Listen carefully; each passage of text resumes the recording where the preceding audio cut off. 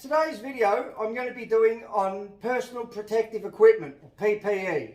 So I'm going to be looking at things that are applicable for security, law enforcement. I'm going to be keeping it quite broad, looking at a broad range of things. So some of the stuff can be quite applicable to a different range of jobs. For instance, it might be applicable for construction, healthcare, definitely for security, and different things may be more applicable than others depending on the area you're working, such as crowd control, or whether you're doing bodyguarding, looking after a principal or not. Again, like, this is going to be quite broad.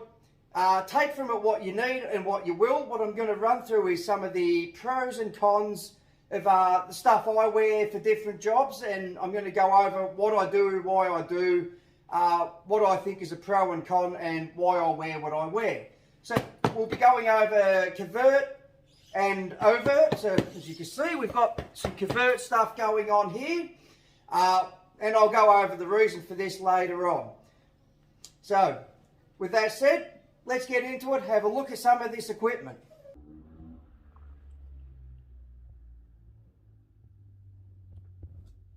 Okay, so with the growing prevalence of things like Krav Maga, you know, and even the thing with the Simpsons, where they talked about no hitting the groin, no Krav Maga, attacks on the groin have become more common. So, you know, there's two types of PPE groin guards that I'll look at here. The first one is your very basic one like this, the very big one. Does the job, but you know, it's not as protective. The other one is the Thai boxing steel groin guard. Now this is the one I personally wear. I find this one isn't as strong and it's more bulky. You know, it's bigger, it's bulky.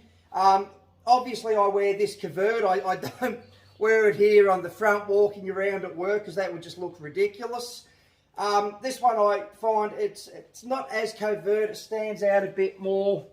Whereas this one I find is very solid. The pro is, it's very solid, and it sits very nicely, and it gives you some really, really good protection.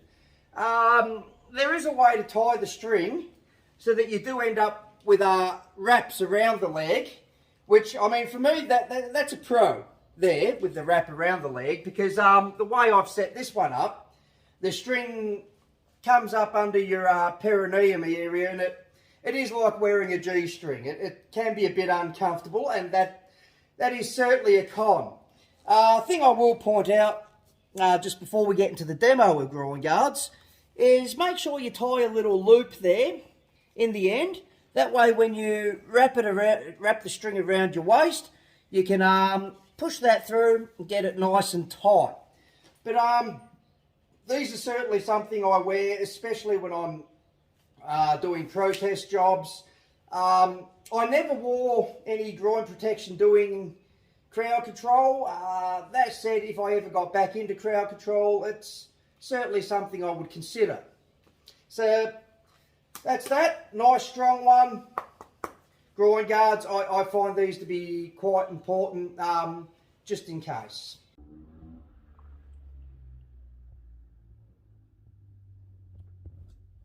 Okay, so with the groin guard, you just get it comfortably into place.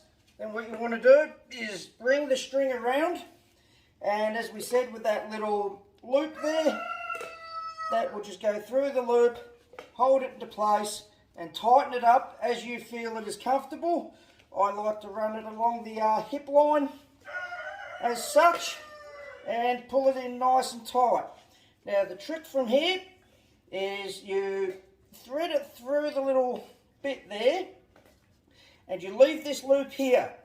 You leave a loop there, you put that loop through that loop, and you tighten it up. Cinch it and tighten it up.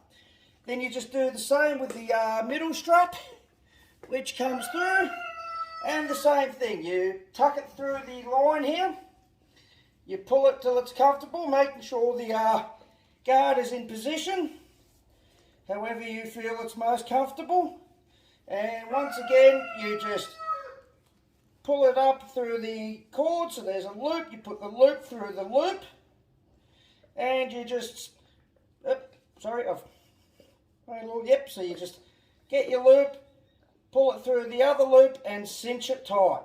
It really is that simple, and that will keep your groin guard in place, give you a nice lot of protection. Now, I say to keep it like this, because as you can see with this little strap, it's simply you pull it like that. That makes it easy for if you need to go to the toilet where you're on the job, and you do what you got to do. And once again, very, very easy to tighten it up and put it back into place. It is that quick and that simple. And that will keep your groin protected like such and in place. It's quite comfortable to wear, it's not a problem. Now, as you can see with this type of groin guard, now as I stated, you can tie the ropes up with this type to look the same as this, where you've got the leg straps.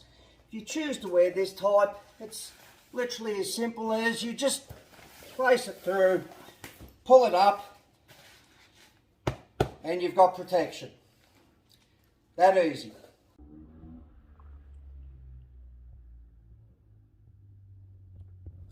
Okay, let's have a look now at knee pads and elbow pads. So there's a few options you got here. There are some pants which actually have cuts where you can slip pads in. So you get pads like this, which you know, you got the medium bit of plastic, or say medium thickness plastic there. They slip into the pants, sit by the knee. Those pants will normally have Velcro to help tighten things up. Another option for your knee pads and your elbow pads here, I use the Damascus. I actually don't use elbow pads. That's just a choice I've made. I don't even know why I've made it, to be honest. It's certainly something I would consider wearing depending on what I'm doing. But what I do wear is the Damascus ones. So what you got here is they've got a lot of padding in there, and they're like a medium thin length of plastic. I find they do the job really, really well with protecting knees and elbows and that. I find these are really, really good. With the Damascus, you can also get the same with these Imperial ones that are connected, so they're a lot longer. They also have shin pads. Certainly something I've been considering wearing in different jobs, just to protect the shins as well. Now, your other options with your knee and elbow pads are the hard shell pads. Now, these absolutely great as well. Much thicker, harder plastic. They certainly stand out a bit more if you're going to have a print line underneath there. They're going to sort of stand out under the shirts and that a bit more.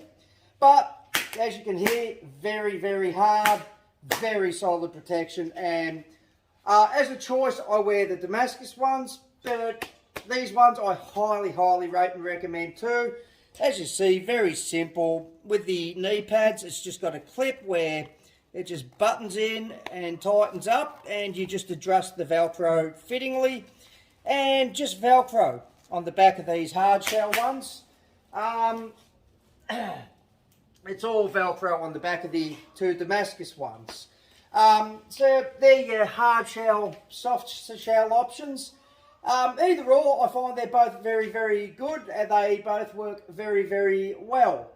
Now, with your, say, elbows, knee pads, shin guards, these are things you can wear overt or covert. For everything I do, I personally wear everything covert. I don't, you know, I'm trying to fit in with the crowd. I don't want to be seen as standing out, especially jobs like protests and that. I don't want to be seen as provocative either. So you rock up to a job like that, working security, and you've got all, you know, you're all armoured up, and, you know, it looks provocative, and that's not what you want, because we're not there to argue, we're not there to fight. So your job there is to keep your principals safe, the assets safe, yourself safe, and anyone around safe. You're not there to fight and argue. So all of this PPE really is just about preserving your own body and your safety. So for that reason, I personally wear everything covert under my pants, under shirts and stuff. That's a personal choice for that reason. But certainly, depending on your jobs, I mean, if you were a concreter or whatever, obviously you're not going to bother wearing covert knee pads. You'd put them straight on top, and that would be that. So it just depends again who you are, what you're doing, and why you're wearing the PPE as to whether you're going to be covert or overt with what you're doing.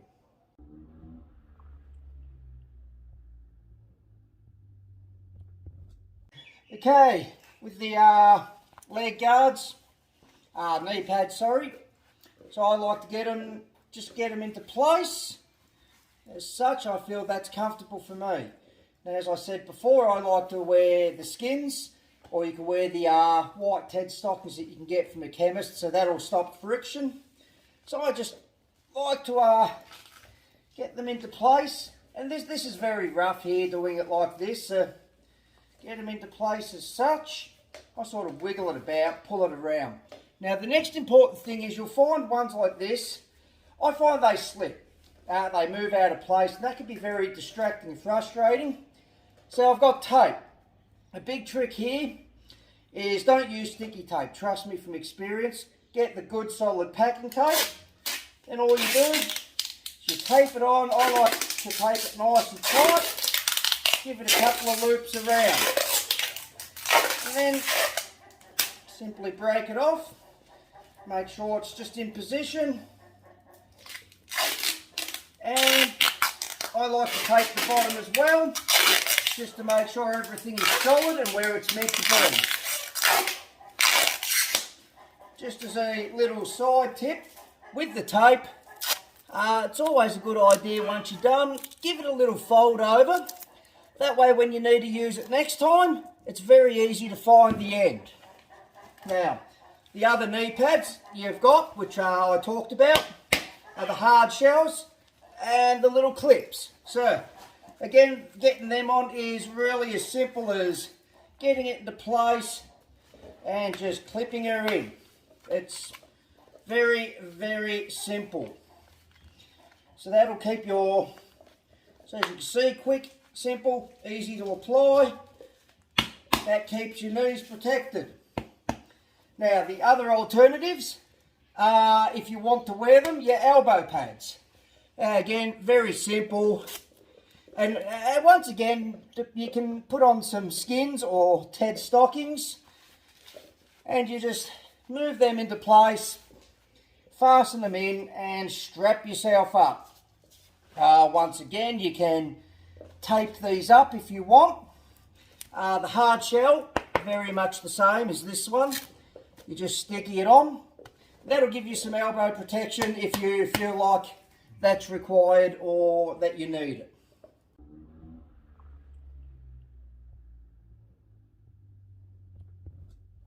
Okay, so what I want to look at now is body armour. We're going to look at covert and overt. Obviously there's differences there. Overt being that it stands out, you see it, you know it's on someone. Covert is that it's hidden. The two reasons you might want the different ones is overt, you want to be seen, you're setting a presence. Covert, obviously, say you might be doing bodyguarding, and your principal or client may not really want you to stand out. They may want you to be quite grey, they may want you to slip in with the environment. So I have a look at some of the stuff I have, some of the stuff I wear, have worn. Okay, so first and foremost, I have the slash resistant forearm protectors. These are great because they slip right under your shirt here.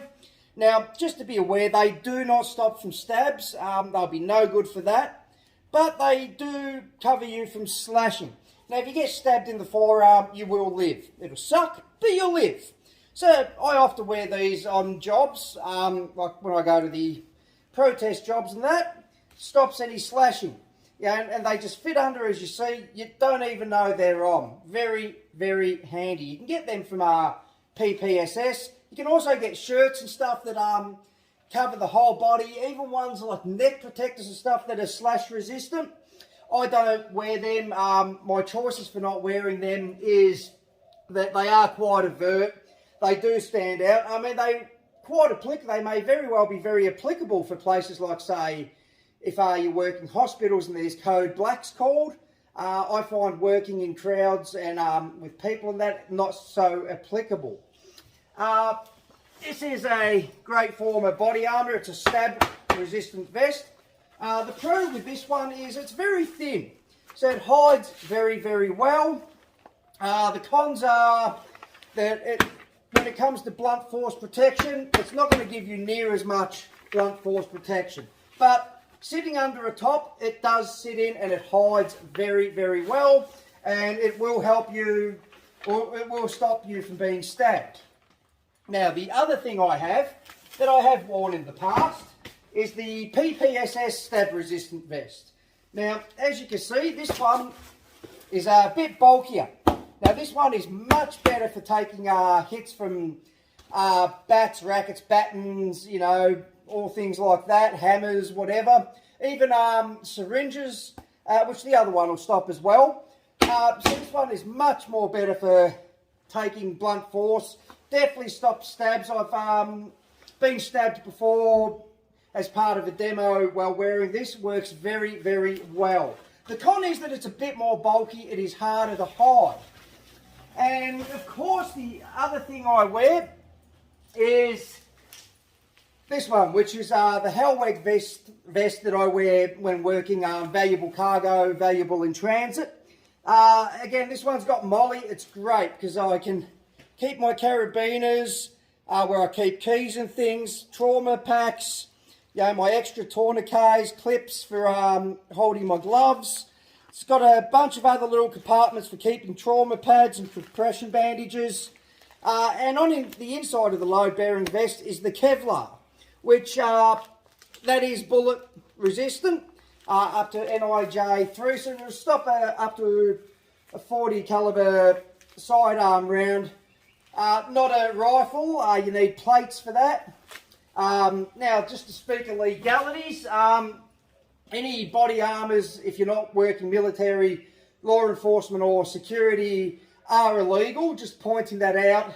If you are caught without a valid excuse with body armour, you will find yourself in trouble. Definitely something to just keep in mind. This is more aimed towards security, law enforcement, military personnel. Now, when we're wearing a vert, you don't need to worry about hiding, obviously. Working covert, things you can do to help hide. So what you can get is what is called print outline. So that's where you get, like, you can see the little thing of what's underneath there. It stands out because the shirt folds around, it leaves a little print or an outline that you can see. Now, we teach this in defensive tactics, weapons, counter-terrorism. So you're looking for little bulks that stand out, or the line as it wraps around, and if it looks like a gun as it curves, or a vest under. Now, what you can do with this is, if you're wearing like your stab-resistant vest, is wearing like a tartan or plaid shirt.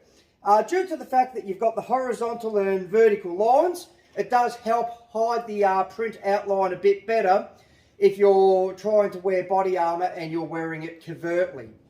So that's something to keep in mind. What I also like to wear is a compression shirt underneath my shirt and underneath the body armour.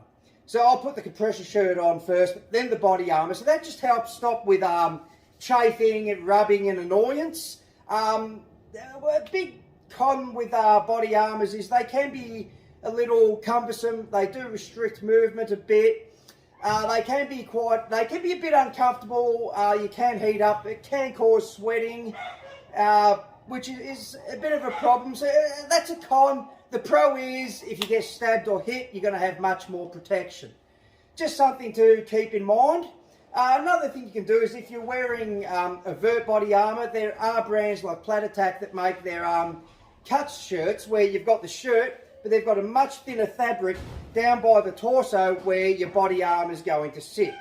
So they're just little things you can keep in mind to try and make it a little bit more comfortable while wearing your body armour.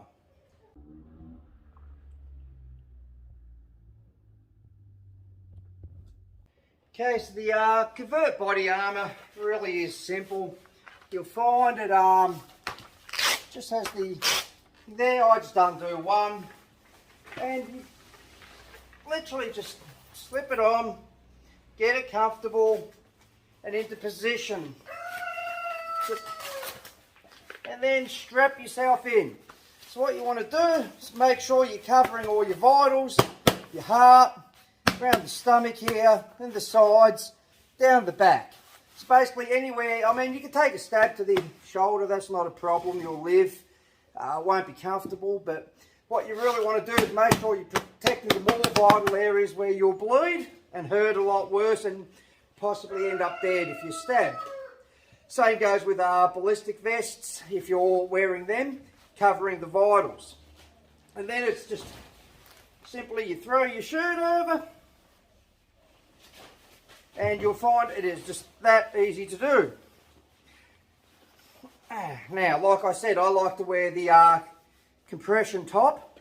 The reason being that stops the chafing and that you can get with body armour like stab resistant and bullet resistant vests. And you just do everything up, and as you can see, it hides things pretty well if it's covert. And then you just tuck yourself in and you are good to go. Keeps you all protected and looking very professional and nice if that's what you need to be doing, and if you need to be covert so that you don't stand out in a crowd if you're looking after your principal.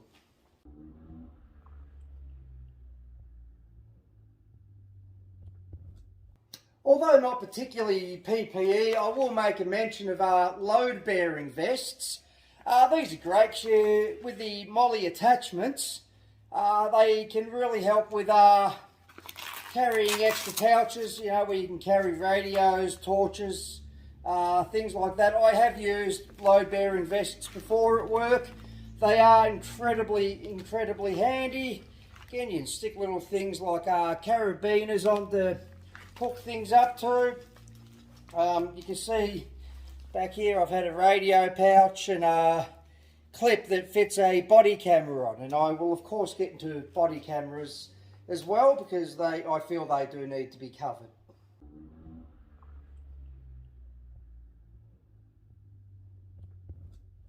Okay, let's look at eye protection. Very important. If your eyes are damaged or hurt, you can't see. If you can't see, you don't know what you're doing, you can't protect yourself, you cannot protect anyone else you're looking after. Not a good position to be in. So what we'll really be looking at here is glasses and goggles. The big pro with glasses is they're easier to carry as opposed to goggles, which are more bulky.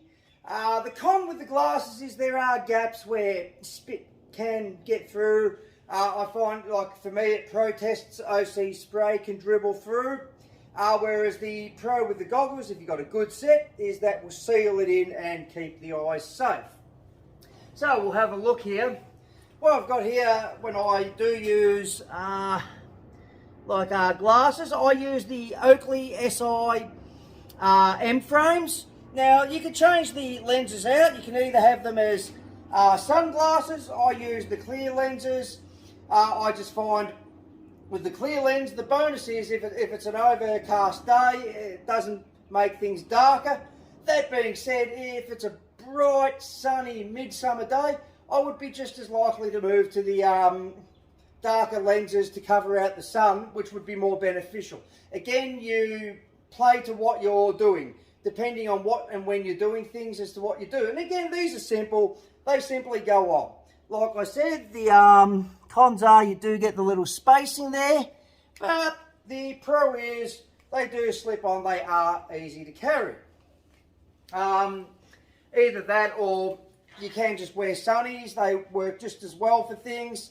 I've got a range of different sunglasses, but just to give you a view here, the Wiley X, these ones are ballistic rated.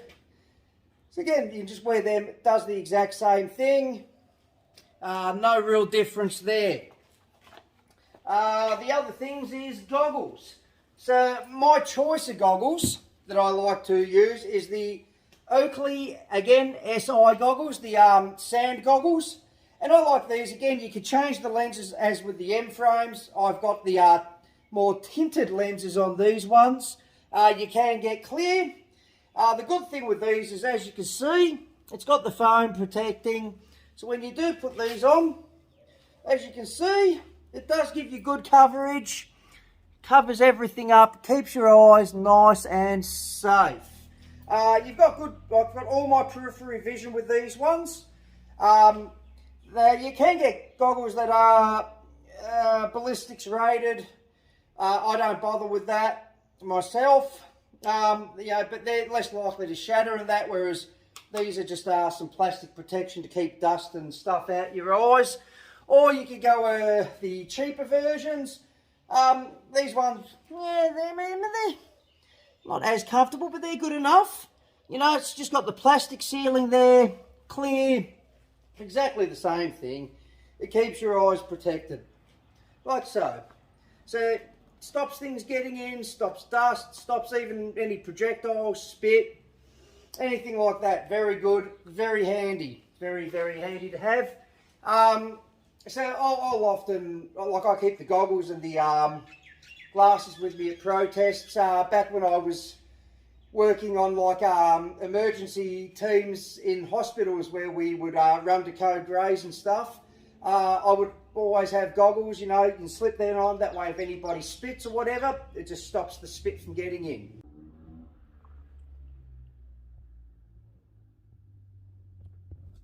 Okay, let's have a look at gloves.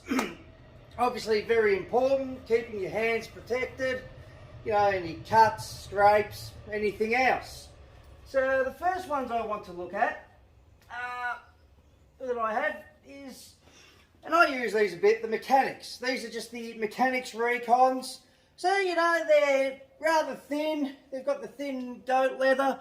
Great thing is you can still utilise your phone wearing these. They keep your hands relatively protected, just from little scrapes and whatnot. Now these aren't heat resistant or anything, so I'll wear these, for instance, if I'm boxing up and stuff, there's little sharp bits around working Val cargo or whatever. You know, very handy, very, very handy. Thing I like about the Recon is they do have a nice big tag there.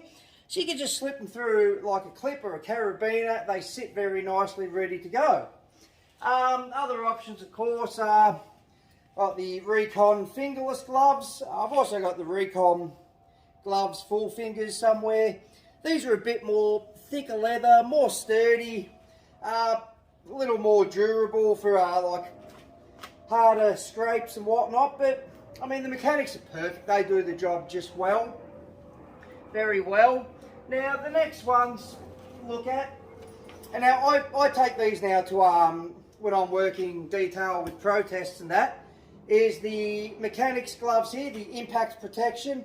And the thing I love about the impact protection is it has got the rubber here, so it stops from if you're hitting that. Now, given we've seen when I'm working Victoria Police now deploying batons and swinging at people, I like to have these around to have on, so that at least if you do cop something while moving your principal, it's going to help with the impact, do less damage, help keep my hands more protected. Now, I love these two because they've got the yellow tag. You can see they're not made for offensive hitting, they are made for defensive impact. The yellow tag, it doesn't look provocative, it shows that they're not fighting gloves. The only thing with these is I found the tags are a bit small, so I've just got some cable ties put through the tags, super glued them in, which helps me with these clips. Great little things you can get from Bunnings, and then they just sit there on, like, say, your belt loop or whatever, or your molly. They're easy gathered. If you need them, they're there. Very easy to grab, very easy to put on. I'm not going to demonstrate putting gloves on. I'm pretty sure you all know how to do that, and if you don't, you're probably in serious trouble by now. Now, the other thing I have, I don't really wear these for work, but I've got the Oakley SI gloves. Now the thing with these ones, and you can get the mechanics breacher ones that are the same, they're heat resistant for grabbing hot things. They've got the reinforced knuckles. You know, so the reason I don't wear these is because of the reinforced knuckles. You can see how they're more offensive than defensive. They're made more for smashing through windows, you know, fighting, grappling, boom, more protection. Yeah, that hard knuckle really can be seen as quite provocative. Now, all the jobs I've done in security, I'm there more defensively, not offensively, so I don't personally wear these. I don't see the need for them. I think it just sends the wrong message for the job I'm doing. The other gloves I would like to point out for personal protection are these. And now these are great. These are slash resistant gloves. So again, if you get stabbed through the hand or whatever, it's not going to protect you. But if it's like a slash with a knife, sorry, it will protect you. I mean, these are great depending on, say, again, on your role and what you're doing. So I generally haven't worn these out, especially not doing my jobs at protests and that. But I mean, for instance, jobs at hospitals or whatever, these are great. So again, if you get a code black or someone swinging a sharp object or broken glass, so you might even find in crowd control. You know, someone smashed a bottle and swinging it around. These are a perfect bit of kit. Help keep your hands protected. So there's some options you have with your gloves and some things to think about. Again, everything is very dependent on who you are, what you're doing, where you are, you know, what's your mission, what's your objective, what you're trying to do. So keep that in mind, and that'll help you figure out exactly what you want to help protect yourself from any risks or dangers you may be facing.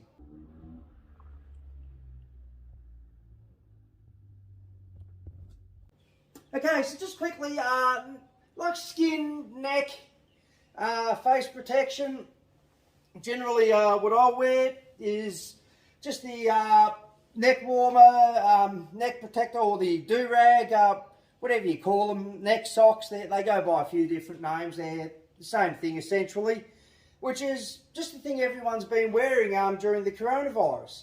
It's just a cylinder of, depending on what you get it in, it just goes over the neck. So I think these are great. As you can see, they help protect the skin of the neck, just keeping fluids and stuff off. And bring it up here over the face. So, you know, that's just going to protect your nose and your mouth from things, you know, liquids, saliva, dust, anything around. So it's not going to do a great deal, but it is going to stop stuff. And you pull it up, it's just very handy, just covers everything up. Another thing it's good for, if you bring it up over your head, it can help if you're wearing your goggles up here or your glasses. It can help stop them from fogging up if you're moving and sweating a fair bit, which causes the goggles to fog up. So that's just another great use for this bit of kit.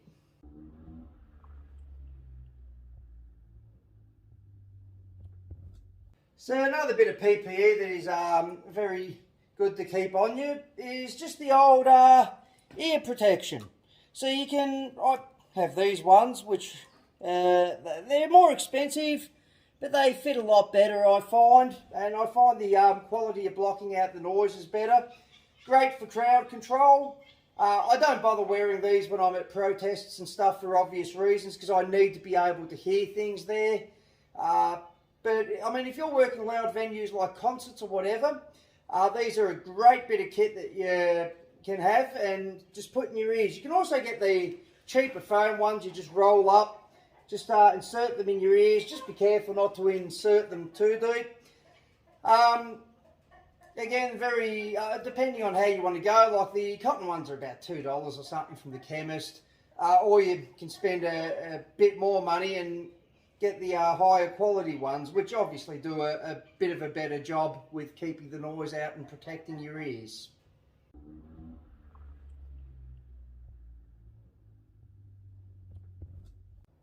Okay, next up what I'd like to talk about is shoes and boots.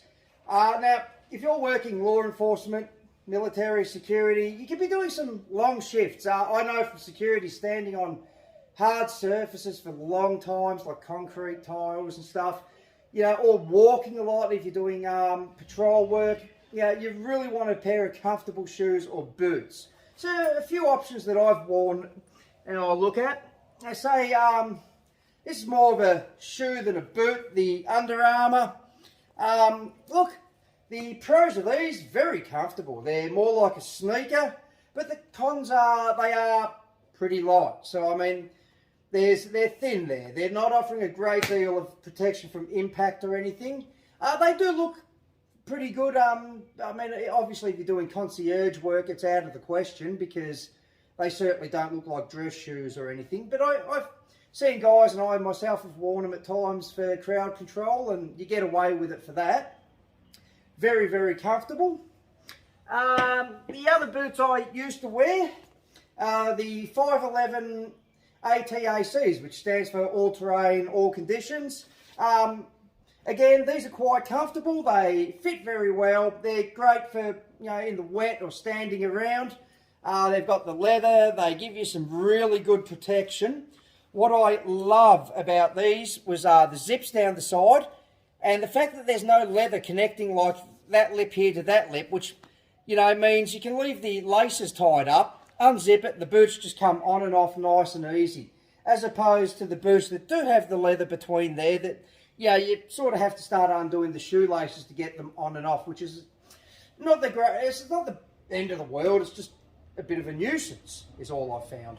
But that said, the ATAC 511 boots, I love them, I recommend them, I think they're great.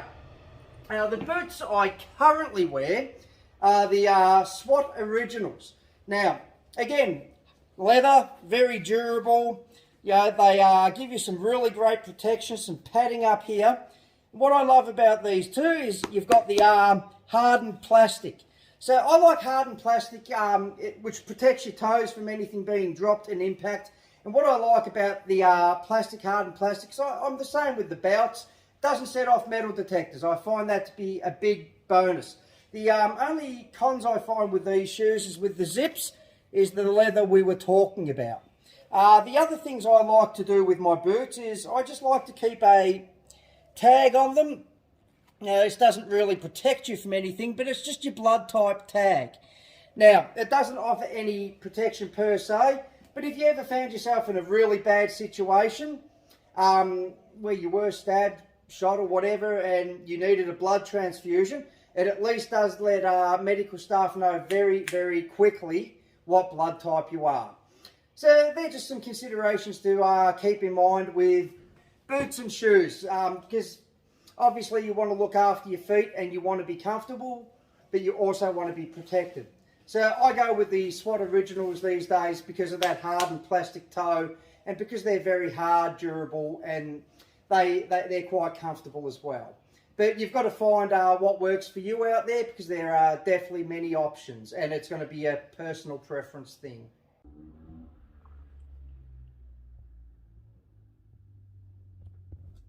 Okay, so the basic first aid, what I've got here. So I've got this little pouch that I absolutely love. As you see, the little hole here. You open it up, that's where I just keep the latex gloves. Got quite a few of them. And they're very simple. You're literally just able to pull them out like that. Obviously, you want the latex gloves for if you're dealing with blood, mucus, spit, anything gross, yuck.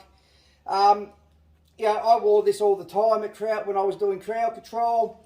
I tend to just pin it here to the left side through the belt through the holes there. And what I keep is a basic first aid as well. Same thing, I usually run the belt through here, keep it pinned to the right side of my hip. Nice, easy, accessible.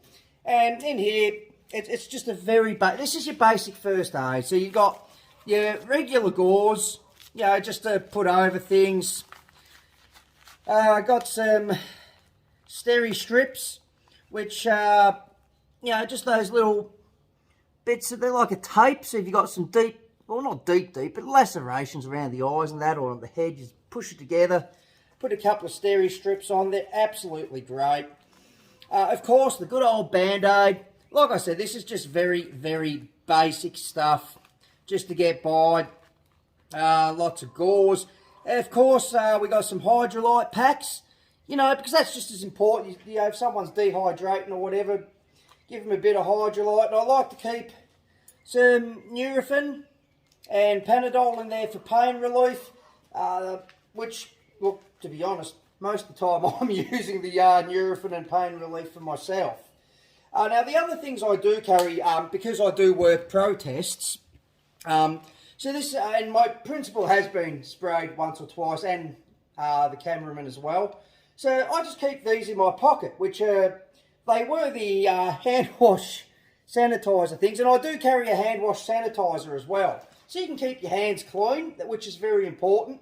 And then the other ones I will have, I do have the No Tears Baby Shampoo. That helps break up the oils and that in the OC spray.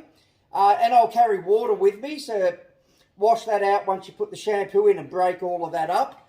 And generally what I'll have in these empty ones is I keep some milk. So after I've broken all of that up, washed it out, I can spray the milk in, which helps neutralise what's left and helps reduce the pain a bit. So it's just basic first aid stuff. Now, I never carried this stuff when I was doing anything like asset protection, crowd control and that, because it simply wasn't necessary. But that being said, if you're working at a venue where you are getting a lot of trouble and there is often spray deployed or whatever, you might want to consider using this. It's just, again, it's one of those things, it's a personal preference. I carry it on the protest jobs simply because we have been sprayed a few times and I find it helps. Also, just for your first aid, which I carry, chapsticks can be very good, some paw cream, again it's just dry lips and stuff, or if there's a bit of blood, rub it on, and a space blanket in case you do get somebody ever go into shock or anything. Just some handy little things, they don't really weigh much, they're easy to pack into your pockets, very compact, and sometimes just come in very handy, even though it's not a big issue. It's just some dry lips for you. It can just make yourself comfortable sometimes. The paw, great for other people if they've got little cuts or whatever. Again, these are just little comfort things, bar the space blanket, which weighs nothing and can be very handy. Okay, just another quick handy thing. Just the roll bandage, the hospital quality cotton crepe bandage.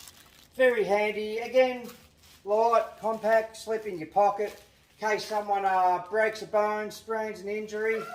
It's just something you can quickly either wrap up if you can, or find a splint to wrap up a break or a fracture, or if they've sprained their ankle or wrist or whatever, you can wrap it up, get that all fixed up. Very handy to keep on you.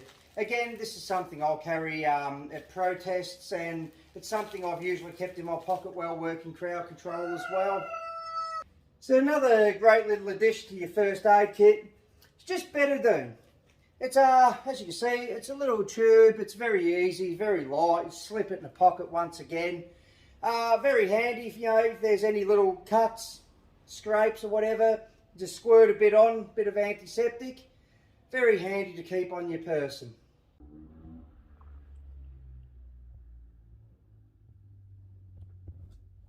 Okay, so what we have here is a trauma pack. So this is made for really bad emergencies. If I open up here, you'll notice this is really quite a very simple one. I've got the tourniquet, some gauze, some quick clot. That's very important. There's some emergency bandaging, which again is has a coagulant in it. To help clot the blood up very quickly. And of course the Sharpie to put the time on the tourniquet if you have to put it on. Now the importance of your things like your quick clot gauzes and that is if you yourself or your principal or anyone else is stabbed or shot or ends up with a hole in them for whatever reason, it's going to help stop the bleeding. And you're going to want to do that very, very quickly to give them the best chance of survival. Now, I would often, while I was doing crowd control, carry a mini little trauma pack as well as a first aid kit. Never really had to use the trauma pack, thank God, and that really is a good thing. So, with your tourniquets, as you can see here, I prefer to rock the cats. If you're going to get a tourniquet, and I suggest you do carry at least one, minimum. I try to carry two, at least. Make sure you pay the top money and get the good quality products because you only get what you pay for. And if your life is at stake, or someone else's, you don't want shit that's going to break. The other thing I like to carry is a trauma pad here, or a comprehensive combat dressing bandage. So that's great for things on the stomach or ribs. Now the easy thing about this is if you just take down the shirt, depending on the type of body armour you have, like the Avert ones usually have zips where you can pack this. if you get yourself a good covert one, you can just slip that down very, very easily into there. And, once again, button yourself up. And really, it's very hard to tell it's there. It slips in nice, well. And it's there. It's easy to get to. It's it's another bit of body armour for you. But it's easy. It's very, if anything happens, it's very easy to quickly unbutton, you know, bring that out, and it's ready to go. So just some little simple things that can really help make a big, big difference if things go sideways and something has gone very, very wrong.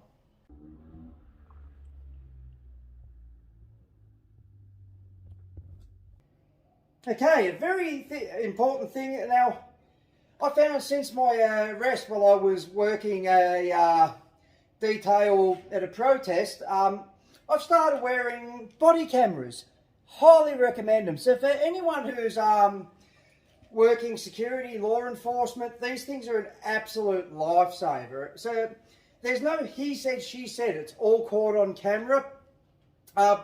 This more protects you from allegations. It's not going to protect you from anything physical.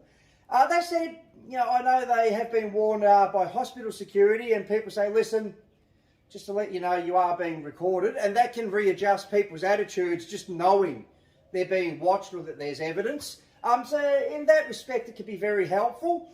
In the other respect, it's like if someone says, oh, well, he said this, he did that. It's caught on camera, it can really save you. It's a very great bit of kit. It's certainly something I'm going to be wearing a lot more often. I know, like I said, security at hospitals and that have been wearing them. I've had mates who have been working universities who are requesting to wear them. You'll see law enforcement quite often wear them a lot. Now, what you'll see too is, like, for instance, and it's all over the internet these days, people with cameras recording everything as evidence, you know, making sure everything's seen. It's indisputable. It's seen, it's there, it captures everything. Quite obviously, if you're working law enforcement, security, you can't walk around the whole time with a phone. You need your hands free to be working and doing things. So, the body camera sits nicely, lifesaver. What you'll find is, like a lot of PIs, now they generally don't wear theirs overtly, but they've got all kinds of great little tricks where, you know, there's lighters and car keys and pens that sit in there that are all little microscopic cameras that again do exactly the same thing. The only difference again is overt, covert. Covert, obviously you don't want to know it's there. You're capturing things that people otherwise wouldn't say if they knew there was a camera there. Overt, you want to capture everything, and it works very well as an attitude readjustment tool as well as protecting you, because people see it and they tend to go, like, they can be quite aggressive, and it's like, listen, just letting you know it's filming, you know, just for my protection, your protection, and for everyone's protection. Oh, look, I'm really sorry. Oh, yeah. No, that's all right, sir. Just letting you know. You know, our goal is to keep everyone safe. So I highly recommend body cameras. I myself am using the black box that I got from Spartech. I think I was running the 32 gig. I would have to check that. But they said this camera, I highly rate the black box. It has a very long run time. I think it'll cover a 12-hour shift. It definitely gets me through an 8 if I was to wear one. The video quality is very good. It also works very well with night, so when it's dark, it works very well, captures very good footage. The sound quality is absolutely brilliant. Highly, highly recommend it. And the other feature is it's got a little button there, so even while it's recording, you can take still photos. That all hooks up to the computer, so you can, via USB, so you can keep all the footage and that, and cut the footage down for what you need. So it records in 5-minute increments. So you can take what you need, you can use a program. If you don't need the full 5, you can chop it down as evidence to pass on, should you need or whatever. So that is something like I said, since my arrest, I will definitely be wearing on jobs, because I just feel that helps keep me safe, and I highly rate the black box.